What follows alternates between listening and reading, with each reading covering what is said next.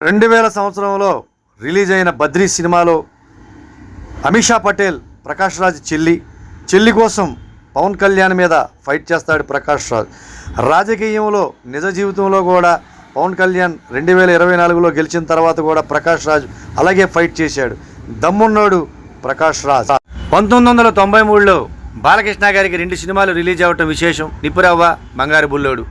నిప్పురవ్వ దాదాపుగా 6 కోట్లు బడ్జెట్తో తీసిన కోదండరామిరెడ్డి గారి దర్శకత్వంలో వచ్చిన సినిమా యావరేజ్గా నిలిచింది.